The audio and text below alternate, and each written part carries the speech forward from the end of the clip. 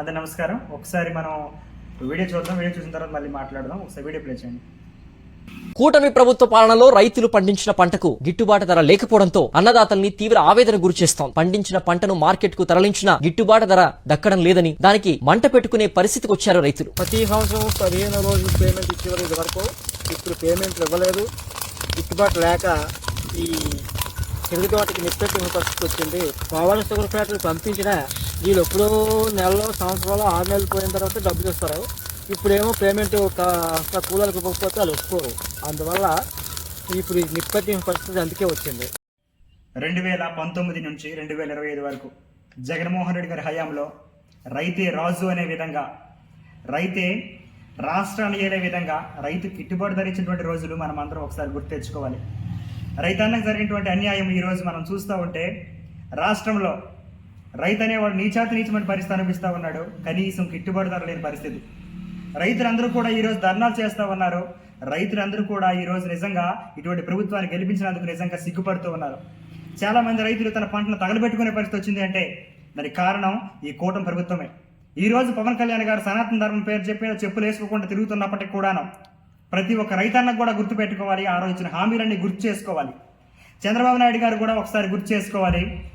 హామీలు ఇచ్చాం, చూస్తుంటే భయం వేస్తుందని చెప్పి డైలాగులు చెప్తున్నానికి వీరికి నోరు వస్తుంది, కానీ రైతులు మాత్రం నీచంగా వాడుకుంటున్నారు. ఈరోజు రైతన్న మరికొన్ని రోజుల్లో కనుమరుగయ్యే పరిస్థితి కనబడతా ఉంది. ఇటు జగన్మోహన్ రెడ్డి గారి ప్రభుత్వంలో రైతు భరోసా కేంద్రాలు పెట్టి రైతులకు గిట్టుబాటు ధర ఇచ్చేటువంటి రోజులు మనం అందరం ఒకసారి గుర్తు చేసుకోవాలి. అయితే ఈరోజు ఇంత నీచంగా ప్రవర్తిస్తున్నటువంటి ఈ కూటమి ప్రభుత్వాన్ని చూస్తూ ఉన్నప్పుడు అనిపిస్తుంది ఇటువంటి ప్రభుత్వం మనకు అవసరమా అని చెప్పి. ముగ్గురు కలిసి వచ్చి పవన్ కళ్యాణ్ గారు, తర్వాత చంద్రబాబు నాయుడు గారు, నరేంద్ర మోడీ గారు, వీరందరూ కలిసి వచ్చినప్పటికి కూడాను రైతుకు న్యాయం చేయలేకపోతా ఉన్నారు. రైతే కానీ బాగలేకపోతే, రైతుకే కానీ న్యాయం జరగకపోయినట్లయితే ఖచ్చితంగా మనం భావితరాలకు అతి నీచమైనటువంటి రోజులు చూస్తామని చెప్పి కూడా తెలియజేసుకుంటూ ఉన్నాను. ఈ ప్రభుత్వం ఎప్పటికైనా కళ్ళు తెరవాలి. మనకున్నటువంటి రైతు భరోసా కేంద్రాల్లో రైతులకు గిట్టుబాటు ధర వచ్చే విధంగా, రైతులకు న్యాయం జరిగే విధంగా ఈ కూటమి ప్రభుత్వం అనేది నిర్ణయం తీసుకొని ఎట్లా మరి కొద్ది రోజుల్లో రైతులు అనేవాడు కనుమరుగైపోతాడు.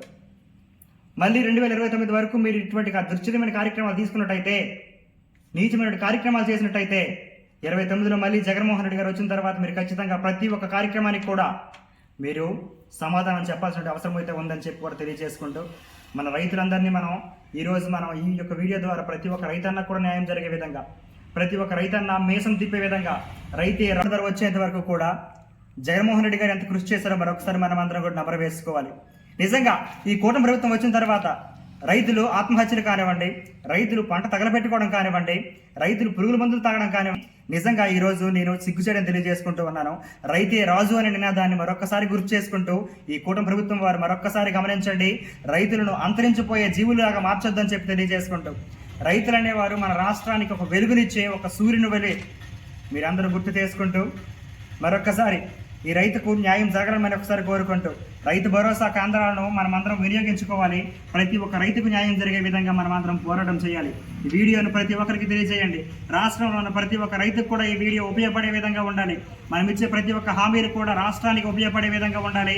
కూటమి ప్రభుత్వాన్ని మరొకసారి గుర్తు చేసుకుంటూ, కూటమి ప్రభుత్వాన్ని మరొకసారి హెచ్చరించుకుంటూ మళ్ళీ 2029లో జగన్మోహన్ రెడ్డి గారు వచ్చే అవకాశం ముమ్మాటికి ఉందనే విషయం గుర్తుపెట్టుకుంటూ ప్రతి ఒక్క కార్యక్రమాన్ని మీరు చేయండి మరొకసారి కోరుకుంటూ, రాష్ట్రంలో ఏ విధంగా అయితే అన్యాయం జరుగుతుందో, రాష్ట్రంలో ఏ విధంగా అయితే మోసం జరుగుతుందో, రాష్ట్రంలో ఏ విధంగా అయితే రైతుకు అన్యాయం జరుగుతుందో మరొక్కసారి ఎలుగెత్తి చాటే కార్యక్రమాలు మళ్ళీ తీసుకురావద్దని కోరుకుంటూ, మన దేశానికి రైతే వెన్నెముక, అతడు అలిగితే లేదు మనకు అన్నమిక అనేది వినాదాన్ని మరొకసారి గుర్తు చేసుకోమని కోరుకుంటూ రైతులు మనమందరం కాపాడుకోవాలనే విషయాన్ని తెలియజేసుకుంటూ సెలవు తీసుకుంటూ ఉన్నాను.